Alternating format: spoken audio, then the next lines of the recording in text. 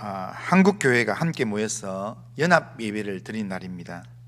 지금 한국교회는 영적 전쟁을 앞에 놓고 마치 큰 전쟁을 앞에 두고 있었던 여호사밧처럼 오직 주만 바라보나이다 라는 심정으로 지금 연합 예배를 준비하고 또 그 연합 예배를 향해서 나아가고 있습니다.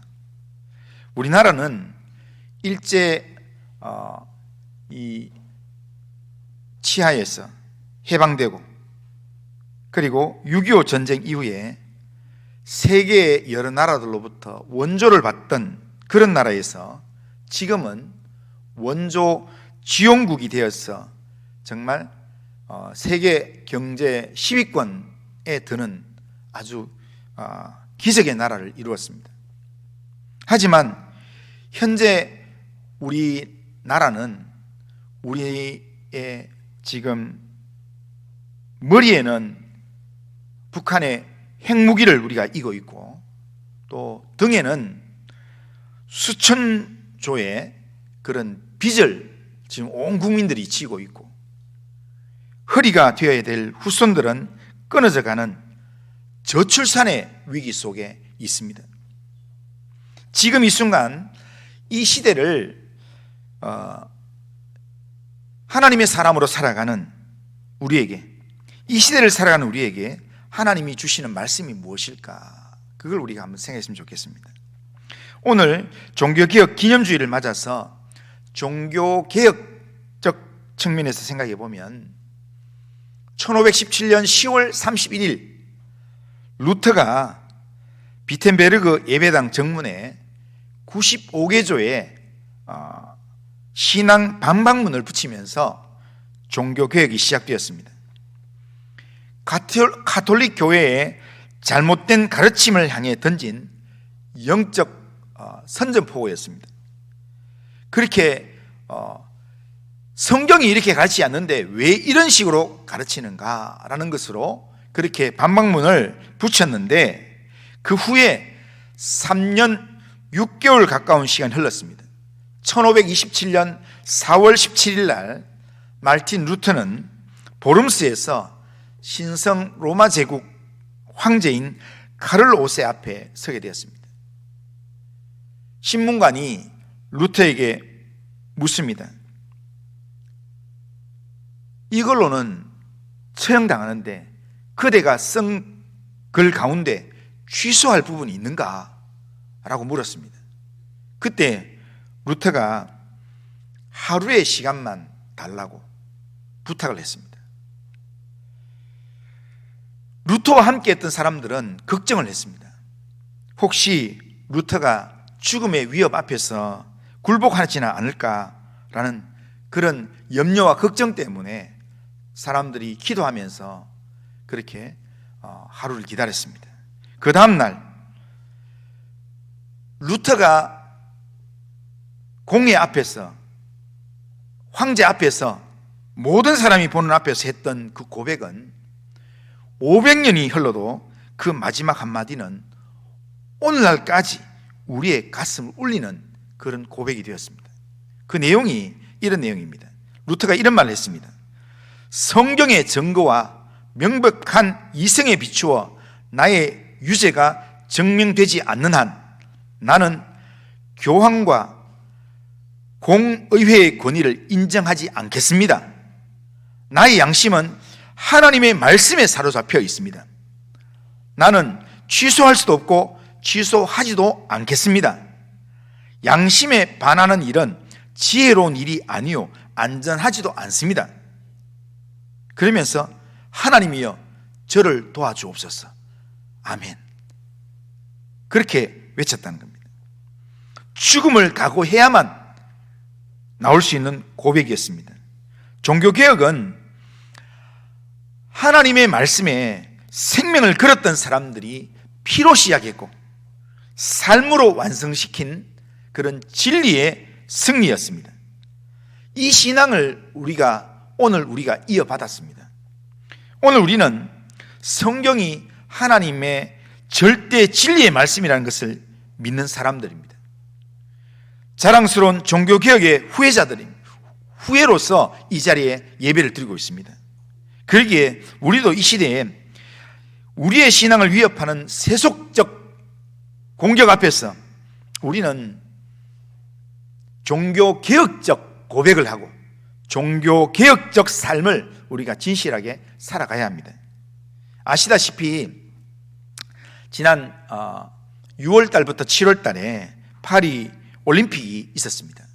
그런데 파리 올림픽 개막식에 여성 옷과 치장을 하고 과장된 여성 연기를 하는 드래그 퀸, 다시 말하면 여장을 한 남자들이 개막식에 축하 공연을 하고, 그리고 트랜스젠더들이 나와서 공연을 하고, 그들이 공연한 내용이 예수님의 최후의 만찬을 조롱하는 패러디를 하면서 타종교라면 절대로 하지 않았을 그런 일들을 했습니다. 그런데 세계가 지켜보는 가운데 개막식 공식 행사로 그걸 하면서 자랑스럽게 그 일들을 했습니다. 이처럼 기독교는 지금 온 세계 안에서 조롱의 대상이 되고 있습니다. 하나님께서 창조한 인간이 감히 하나님, 창조주 하나님을 거부하고 마음대로 조롱하는 시대가 되었습니다. 이런 믿기 어려운 일들은 올림픽 개막식에만 있었던 것은 아니었습니다. 이번 올림픽에서 유도 세계 챔피언이었던 세르비아 선수 네마냐 마이도프라는 선수가 경기장에 들어오면서 자기의 믿음을 표현하면서 십자가 성호를 그으면서 기도를 했습니다. 하늘을 향해서 기도를 했는데 십자가 성호를 그었다는 그 일 때문에 올림픽 경기 5개월간 출전 정지를 먹었습니다. 그 경기도 못했습니다. 예수님을 조롱하는 것은 개막식 때 환호를 받았지만 예수님을 높이는 신앙은 자격 정지를 받는 모습, 이것이 오늘 우리가 살아가는 이 시대의 현실입니다. 하나님을 대적하는 목소리는 들불처럼 온 세상을 태우고 하나님을 경외하는 사람들은 무시를 넘어서 차별을 받는 시대가 되었습니다. 이것이 포괄적 차별금지법이라는 이름으로 지금 우리나라에서 법제화하려고 하고 있습니다. 지금 차별금지법 자체는 나쁘지 않습니다. 그런데 포괄적 차별금지법이라는 이름으로 지금 동성애를 합법화하려고 그러고, 그러면서 이 기독교 신앙에 대한 공격적인 내용으로 지금 기독교 신앙을 전도하지 못하게 만들고, 그리고 전도하는 것 자체를 하나의 규제하게 만드는 그런 내용으로 그렇게 지금 한국교회를 압박하고 있습니다. OECD 국가 대부분의 나라가 이걸 지금 법제화 만들었기 때문에 OECD 국가 중에서 유일하게 지금 한국이 남아 있습니다. 지금 이 시대는 거대한 세속주의의 물결이 폭풍처럼 교회와 성도를 향해서 몰아치는 그런 시대입니다. 이런 어렵고 힘든 시대, 교회가 세속적 사상으로 위협을 받으면서 역차별받는 시대에 우리 그리스도인은 이 세상을 어떻게 살아야 됩니까? 지금 주변에 미국에 있는 목사님들, 또 스웨덴에 있는 목사님들, 또 프랑스에 있는 목사님들, 그분들이 공의하는 말이, 그때 이 법안이 통과되는 건 그 나라들도 얼마 되지 않았습니다. 이게 통과될 때 설마 이런 그렇게 될까라고 생각했는데, 그런데 지금 이렇게 될 줄 몰랐다, 제발 한국교회는 좀 막아달라라고 한국 교회를 향해서 부탁을 하고 있습니다. 이런 시대에 우리가 한국의 그리스도인으로서 살고 있는 우리가 어떻게 살아야 될 건가, 이것을 우리가 고민해야 되는 겁니다. 오늘 본문은 유다와 예루살렘이 바벨론에 의해서 멸망당하고 성이 무너진 황폐한 땅에서 눈물을 흘리던 예레미야가 하나님을 향해서 기도했던 내용입니다. 예레미야가 예루살렘과 유다를 향하여서 무너지기 전에 계속 따라다니면서 이러면 망한다 하면서 그렇게 얘기했지만 아무도 예레미야의 말을 귀뚱으로 듣지 않았습니다. 그러다가 지금 멸망을 당하고 성이 무너지고 그리고 예배당이 무너지고 그러면서 많은 사람들이 죽어나가고 많은 사람들이 포로로 잡혀가고 그래서 대부분의 아이들이 부모 없는 고아가 되고 여인들이 과부가 되고 그러면서 먹을 것이 없어서 사람들에게 정말 자기 땅에서 물을 떠먹는데도 돈 주고 사 먹어야 되는 그런 아주 비참한 그런 현실 가운데 살아가면서 우리가 왜 이렇게 되었던고 하면서 탄식하는 내용이 바로 예레미야 애가의 오늘 본문에 있는 내용들입니다. 오늘 예레미야가 그런 시대에 그 현실을 바라보면서 기도했던 내용들, 이 내용들을 우리 바라보면서 우리가 종교적으로 역차를 받는 시대에 우리가 어떻게 해야 될까, 이걸 한 가지만 살펴보겠습니다. 그게 뭐냐면 우리가 이 시대에 가장 먼저 해야 될 일이 뭐냐면 기도해야 되는데 우리의 기도에 응답하신 하나님을 기억하는 일부터 먼저 해야 합니다. 우리가 기도를 하려고 하면 우리의 기도에 응답하신 하나님을 우리가 알아야 기도할 수 있습니다. 제가 아무리 주일날 예배를 통해서 기도해야 됩니다, 기도해야 살 수 있습니다, 아무리 이야기하지만 하나님의 능력을 신뢰하지 못하는 사람, 하나님의 능력을 경험해보지 못한 사람은 기도하지 않습니다. 교회를 10년 다녀도 20년 다녀도 30년 다녀도 기도의 능력을 체험하지 못한 사람은 기도하지 않습니다. 기도하는 것 필요한 줄 알지만 기도의 말을 할 줄 모릅니다. 기도 한마디 하지 못하는 사람이 어떻게 그리스도인을 할 수 있겠습니까? 예레미야는 과거 심히 깊은 구덩이에 빠져서 주의 이름을 부르면서 간구했던 적이 있었습니다. 오늘 본문 55절에 보면 이렇게 표현합니다. 자기의 과거를 돌아보면서 55절 보면 여호와여 내가 심히 깊은 구덩이에서 주의 이름을 불렀나이다, 이렇게 고백합니다. 여기 심히 깊은 구덩이라는 말은 거의 죽은 것이나 다름이 없는 절망의 상태에 빠진 것을 의미합니다. 예레미야의 대적들이 예레미야를 죽여서 더 이상 예레미야의 말을 막으려고 예레미야를 진펄 구덩이에 빠뜨렸습니다. 거기서 점점 예레미야가 가라앉고 있었습니다. 신앙 있는 신하가 예레미야의 모습을 볼 때 저렇게 놔두면 예레미야 반드시 죽는다. 그래서 시드기야 왕을 찾아가서 왕이여 저렇게 놔두면 예레미야 죽습니다, 살려야 됩니다. 하나님의 선지자를 죽이고 왕이 어떻게 그 감당하려고 합니까? 그래서 몰래 신하를 보내어서 밧줄로 끌어올려서 겨우 살아났습니다. 거의 죽은 것이나 다름이 없는 그 절망의 상태에서 예레미야 그때 뭘 했는가? 주의 이름을 불렀다는 겁니다. 깊은 좌절과 절망의 구덩이에 빠져서 탄식하며 주의 이름을 불렀다. 그랬더니 56절에 뭐라고 했냐면 주께서 그때 이미 나의 음성을 들으셨습니다, 내게 응답해 주셨습니다 라는 말입니다. 그리고 57절에 보면 내가 주께 아뢰는 날에 주께서 내게 가까이 하여 이르시되 두려워하지 말라 하셨나이다. 내가 주께 아뢰는 날, 이 말은 내가 하나님 앞에 기도하기를 시작했던 날, 이 말입니다. 내가 주께 기도하던 그날에 주께서 내 음성을 듣고 내게 가까이 오셔서 두려워하지 마라, 하나님께서 약속을 주셨다는 겁니다. 그리고 그 깊은 구덩이에서 건져 주셔서 구원받았다라는 겁니다. 여기서 우리가 하나 발견할 수 있는 게 있습니다.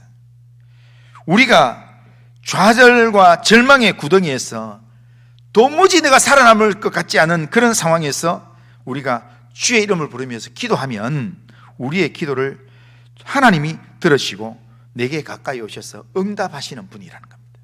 하나님이 어떤 분인가? 하나님이 우리가 어떤 상황이 있더라도 우리가 주의 이름을 부르면서 기도하면 주님은 그 기도의 음성을 들으시고 내게 가까이 오셔서 응답하시는 하나님이라는 겁니다. 하나님은 우리가 기도하면 우리의 기도에 반드시 귀를 기울이시는 하나님이십니다. 우리의 작은 신음에도 귀를 기울여 응답하시는 하나님이십니다. 그러기에 우리가 어떤 어려움의 환경이 있더라도 우리가 해야 될 일은 주의 이름을 부르면서 기도하는 일인 줄로 믿습니다. 내가 심히 깊은 구덩이에서 주의 이름을 불렀나이다 라는 말에서 알 수 있는 것처럼 에레미야 같은 선지자도 과거 좌절과 절망의 구덩이에 빠져서 죽을 뻔한 적이 있었습니다. 우리가 성경에서 보는 신앙의 위대한 인물들 대부분도 모두 좌절과 절망을 경험했습니다. 우리가 좋아하는 다윗도 아들의 칼 때문에 정말 살기 위해서 맨발로 도망해야 되는 그런 순간이 있었고, 사울의 칼을 피해서 아둘람 굴에 또한 골짜기로, 나중에는 모압 지방까지 도망을 가야만 되는 그런 아주 처절한 상황이 있었습니다. 신앙의 위기는 누구에게나 찾아옵니다. 하지만 그들은, 신앙의 위대한 선배들, 그들은 좌절과 절망 속에서 하나님의 도우심을 확신하면서 주의 이름을 불렀다는 겁니다.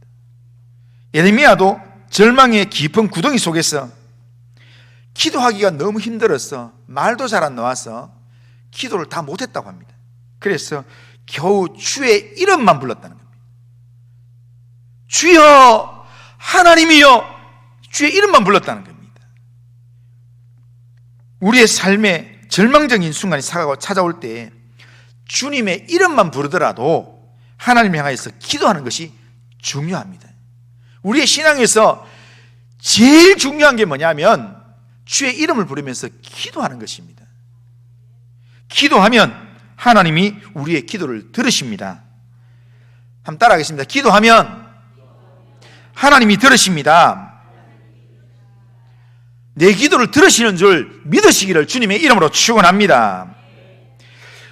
우리에게 응답으로 가장 먼저 우리가 기도하면 하나님이 우리에게 응답을 주시는, 제일 먼저 주시는 말씀이 뭐냐면 두려워하지 말라는 겁니다. 주님께서 우리의 마음에 평강을 채우시면서 우리의 마음을 지켜주시는 겁니다. 빌립보서 4장 6절 7절 우리 한번 읽어보겠습니다. 빌립보서 4장 6절 7절 다 같이 읽습니다. 시작. 아무것도 염려하지 말고 다만 모든 일에 기도와 간구로 너희 구할 것을 감사함으로 하나님께 아뢰라. 그리하면 모든 지각에 뛰어난 하나님의 평강이 그리스도 예수 안에서 너희 마음과 생각을 지키시리라. 아멘. 하나님의 평강이 우리의 마음과 생각을 지키신다는 겁니다. 어떻게 지킨다는 말입니까? 두려워하지 말라라는 약속의 말씀으로 지키신다는 겁니다. 우리가 기도할 때 우리가 염려하지 않고 모든 걸 하나님 앞에 기도로 간구로 하나님 기도하면 하나님께서 마음 가운데 두려워하지 마라 라는 약속의 말씀으로 우리에게 우리의 마음을 지키신다는 겁니다. 그리고 그 약속의 말씀을 믿고 우리가 두려움을 떨쳐버리고 우리가 담대하게 믿음의 삶을 시작하면, 믿음의 행동을 시작하면 그때 하나님께서 놀라운 응답으로 하나님께서 역사하신다는 겁니다. 좌절과 절망에 빠졌을 때 우리는 어떤 것도 할 의욕이 일어나지 않습니다. 아무것도 할 수 없다고 여기지니까 좌절이요 절망 아니겠습니까? 그러나 신락 같은 희망도 보이지 않는 완전한 절망의 상태에 있더라도 우리가 주의 이름을 부르며 기도하기를 시작하면 주님이 우리를 도울 수 있다라는 겁니다.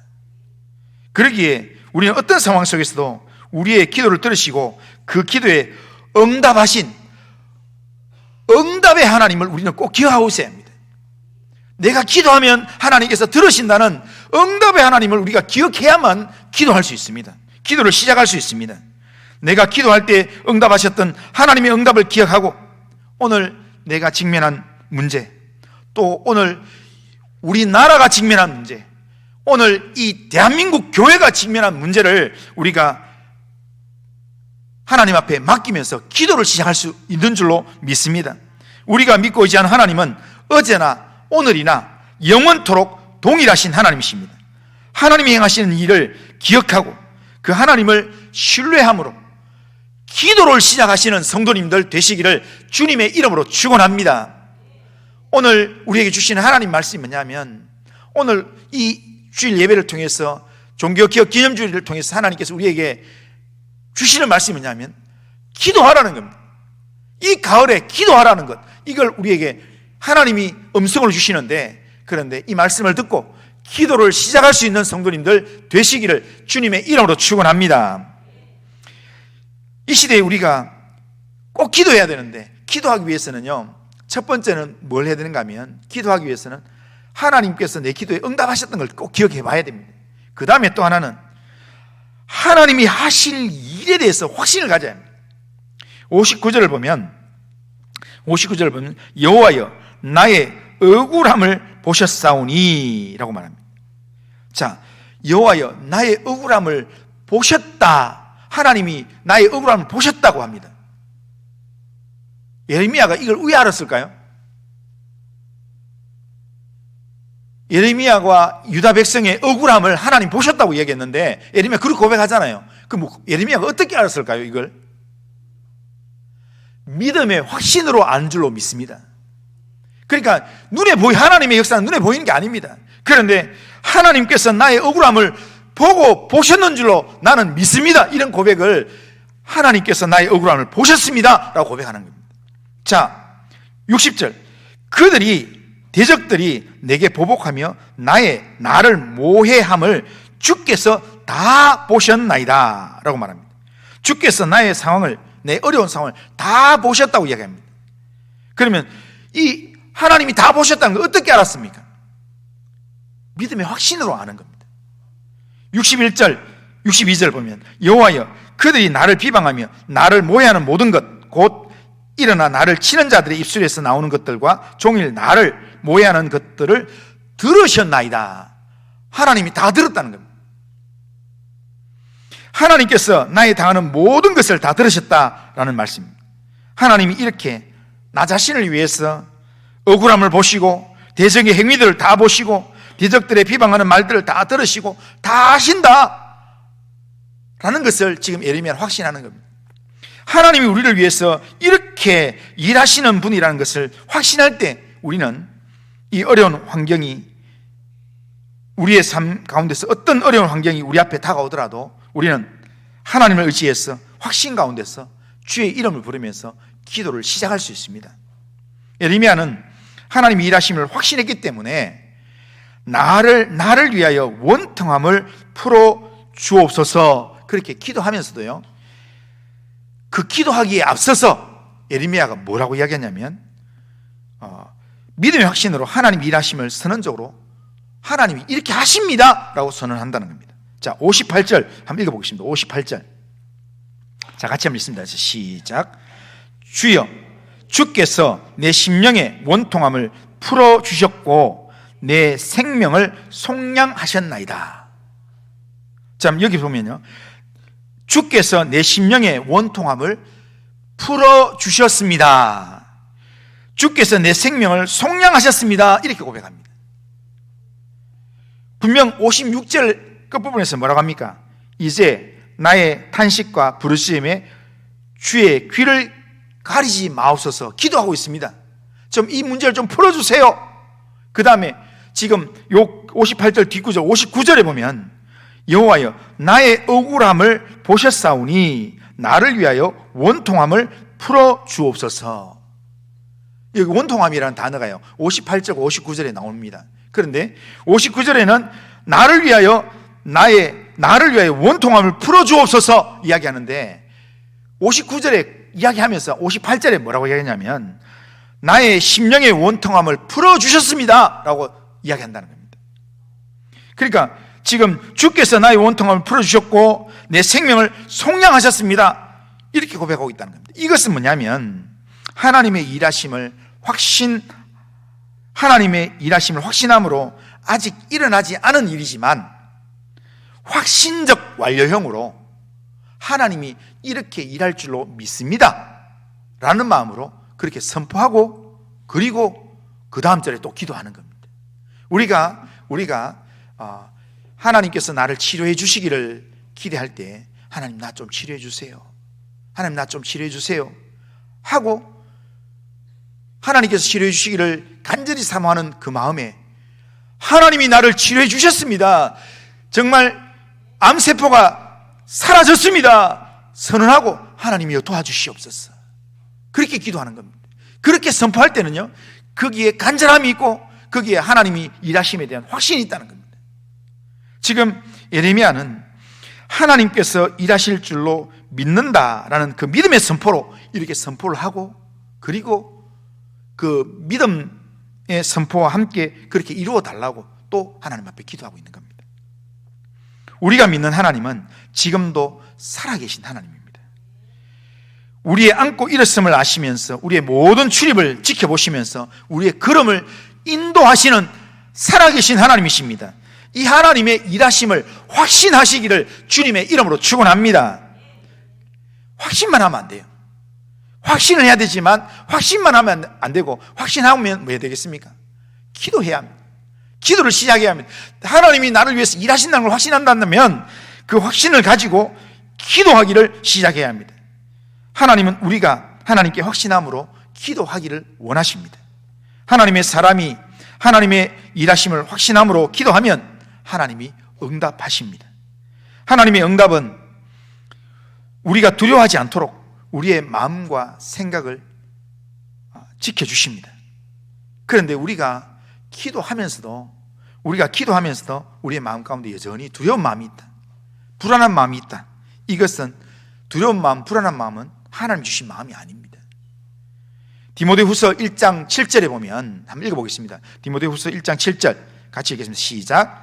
하나님이 우리에게 주신 것은 두려워하는 마음이 아니요 오직 능력과 사랑과 절제하는 마음이니. 아멘.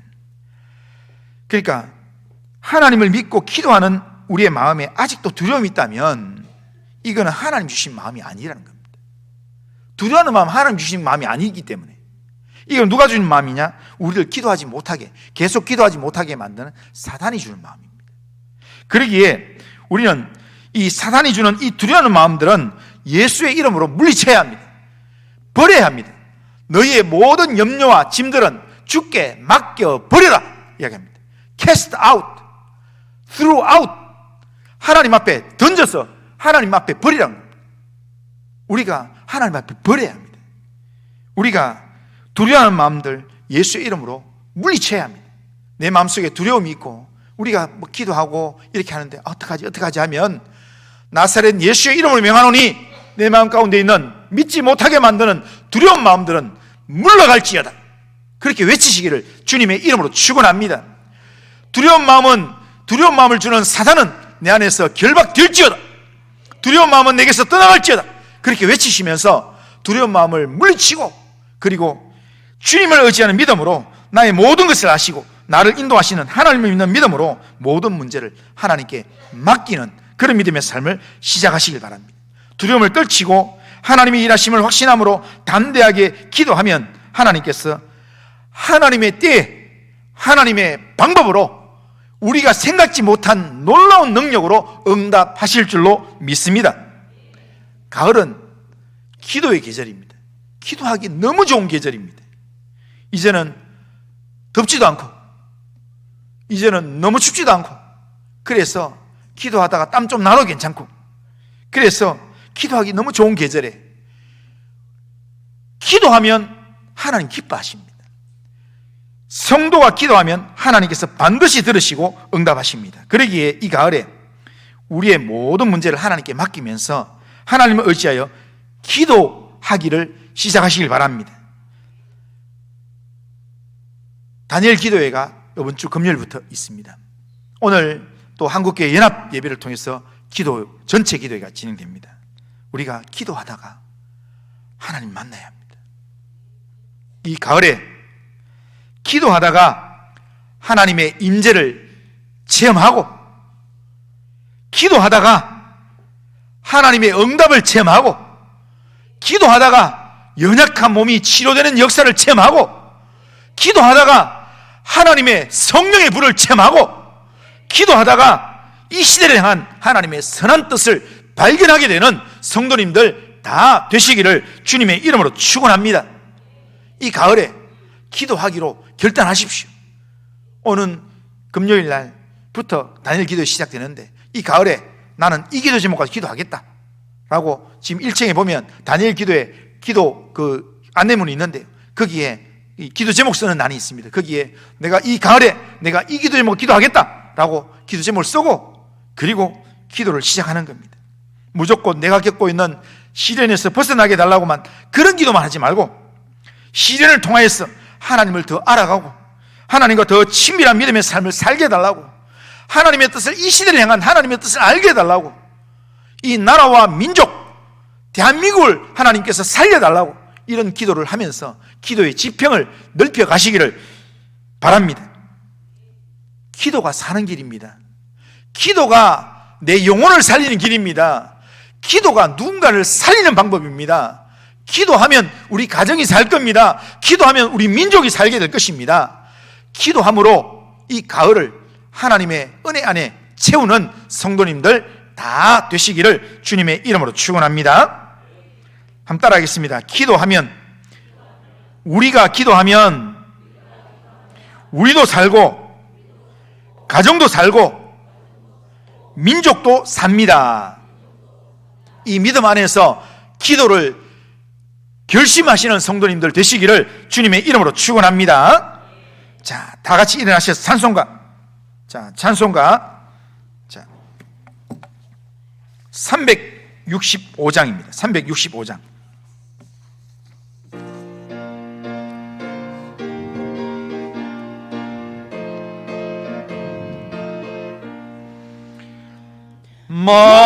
마음속에 근심 있는 사람 주 예수 앞에 달려라. 슬픈 마음 있을 때라도 주 예수께 아뢰라. 주 예수 앞에 달려라. 주 우리의 친구니 무엇이나 근심하지 말고 주 예수께 아뢰라. 눈물 나며 깊은 한숨 쉴 때 주 예수 앞에 달려라. 은밀한 죄 내게 있더라도 주 예수께 아뢰라.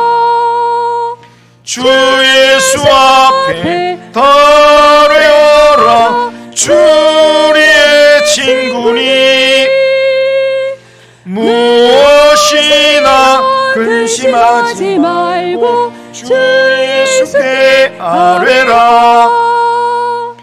괴로움과 두려움 있을 때에 주 예수 앞에 달려라. 내일 일을 염려하지 말고 주 예수께 아뢰라.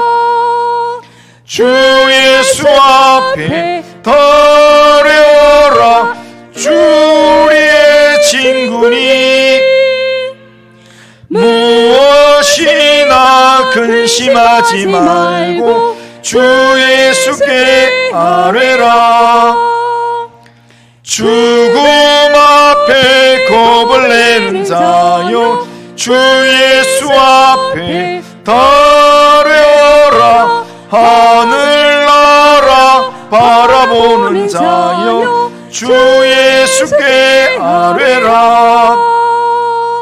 주 예수 앞에 달려라. 주 우리의 친구니 무엇이나 근심하지 말고 주 예수께 아뢰라. 자, 결심은 우리 같이 한번 읽어보겠습니다. 같이 한번 읽습니다. 시작. 전능하신 하나님, 신앙생활이 위협을 받는 위기의 시대에 응답하신 하나님을 기억함으로 어떤 상황에서도 하나님을 찾는 기도의 삶을 살아가겠습니다. 우리를 위하여 일하시는 하나님의 일하심을 확신함으로 모든 문제를 하나님께 아뢰겠습니다. 이 가을에 기도의 사람이 되어 기도하다가 하나님의 놀라우신 응답을 체험하게 하옵소서. 아멘. 이런 결심 가지고 또 이 한 달을 살아가는 성도들 되시기 바랍니다. 기도하겠습니다. 거룩하신 하나님 아버지, 오늘도 예배를 통해 말씀을 듣게 하신 하나님 감사합니다. 오늘 종교개혁 기념주의를 맞이해서 하나님의 백성된 우리에게 하나님이 요구하시는 말씀을 듣고 하나님의 백성다운 모습으로 신실한 믿음의 삶, 기도의 삶을 회복하도록 인도하여 주옵소서. 우리의 삶에 응답으로 찾아오셔서 응답하셨던 하나님을 기억하게 하옵소서. 우리를 위하여 친히 일하시는 하나님의 일하심을 확신하게 하옵소서. 확실한 응답으로 우리에게 찾아오시는 그런 하나님 믿는 믿음 안에서 우리의 불확실한 미래나 어려움의 현실들 때문에 두려운 마음들 다 하나님 믿는 믿음으로 떨쳐버리고, 또한 하나님을 온전히 의지하는 믿음으로 모든 일을 하나님께 맡기면서 기도의 사람으로 남은 생애를 살 수 있도록 인도하여 주시옵길 원합니다. 하나님, 기도하다가 하나님 응답을 체험하고, 기도하다가 정말 하나님의 치료하심의 능력을 체험하고, 기도하다가 이 시대를 향한 하나님의 뜻을 발견할 수 있도록 주님 인도하여 주옵소서. 오늘 광화문에 또한 여의도에 하나님 연합예배로 모이는 모든 백성들, 또한 실시간 온라인으로 예배드리는 모든 하나님 백성들에게 기도 응답의 은혜를 허락하여 주시옵소서. 예수님의 이름으로 기도드리옵나이다. 아멘. 주 예수 그리스도의 은혜와 하나님 아버지의 사랑과 성령의 교통하심이 신앙생활이 위협을 받는 위기의 시대에 응답하신 하나님을 기억하고 우리를 위하여 일하시는 하나님의 일하심을 확신함으로 어떤 상황에서도 우리에 당한 모든 문제를 하나님께 아뢰며 기도하는 삶을 살아가길 원하는 이 자리에 있는 모든 주의 백성들 심령 위에와 또한 주의 이름으로 모여서 함께 예배하는 이 나라 한국에 있는 모든 교회들, 그리고 오늘 광화문에서 모여서 연합예배로 모이는 그 예배 위에, 또한 이 나라 이 민족 위에, 열방 위에 이제로부터 영원토록 함께 있을지어다. 아멘.